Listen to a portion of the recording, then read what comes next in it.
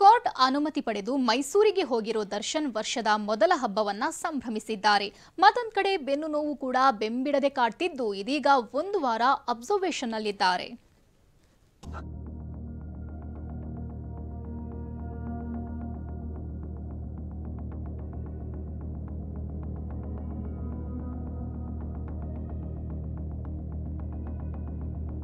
ಹಬ್ಬದ ಸಂಭ್ರಮ, ಹೆಂಡತಿ ಮಗನೊಂದಿಗೆ ಫೋಸ್. ಕೋರ್ಟ್ ಅನುಮತಿ ಪಡೆದು ಮೈಸೂರಿಗೆ ಹೋಗಿರುವ ದರ್ಶನ್ ಪತ್ನಿ ಮಗನೊಂದಿಗೆ ವರ್ಷದ ಮೊದಲ ಹಬ್ಬದ ಸಂಕ್ರಾಂತಿಯನ್ನ ಸಡಗರದಿಂದ ಆಚರಿಸಿದ್ರು.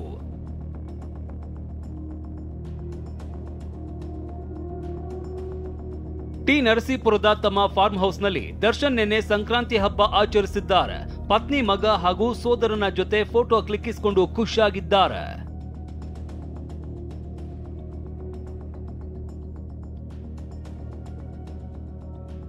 ನಿನ್ನೆ ಹಬ್ಬ ಆಚರಿಸಿದ್ದ ದಾಸ ಇವತ್ತು ಮಂಡ್ಯದ ಪಾಂಡವಪುರ ತಾಲೂಕಿನ ಆರತಿ ಉಕ್ಕಡ ದೇಗುಲಕ್ಕೆ ಭೇಟಿ ನೀಡಿದ್ರು. ದೃಷ್ಟಿ ಹಾಗೂ ಸಂಕಷ್ಟ ನಿವಾರಣೆಗೆ ಶಕ್ತಿ ದೇವತೆ ಅಹಲ್ಯ ದೇವಿಗೆ ವಿಶೇಷ ಪೂಜೆ ಸಲ್ಲಿಸಿದ್ರೆ, ಹೀಗೆ ಪೂಜೆ ಬಳಿಕ ಮತ್ತೆ ಆಸ್ಪತ್ರೆ ಕದ ತಟ್ಟಿ ಬಂದಿದ್ದಾರೆ.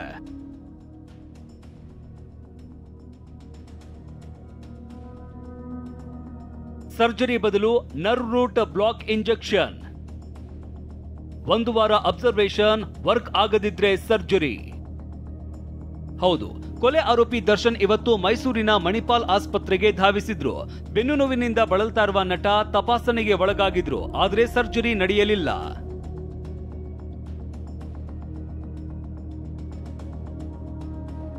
ದರ್ಶನ್ಗೆ ಇವತ್ತು ಕೂಡ ಸರ್ಜರಿ ನಡೆಯಲಿಲ್ಲ. ಬದಲಾಗಿ ನರ್ವ್ ರೂಟ್ ಬ್ಲಾಕಿಗೆ ಎಪಿಡ್ಯೂರಲ್ ಇಂಜೆಕ್ಷನ್ ನೀಡಿದ್ದಾರೆ.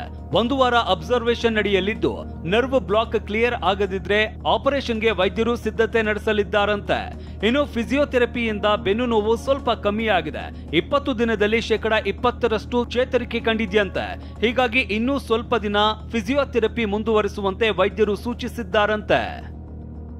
ಒಂದು ವಾರದ ಬಳಿಕ ಸರ್ಜರಿ ನಿಶ್ಚಿತವೇ ಆದಲ್ಲಿ ಪತ್ನಿ ವಿಜಯಲಕ್ಷ್ಮಿ, ಸೋದರ ದಿನಕರ್, ಮಗ ವಿನೀತ್ ನಾಲ್ವರನ್ನ ಕರೆಸಿ ಆಪರೇಷನ್, ಅದರ ನಂತರದ ಎಫೆಕ್ಟ್ ಬಗ್ಗೆ ವೈದ್ಯರು ಮಾಹಿತಿ ನೀಡಲಿದ್ದಾರಂತೆ.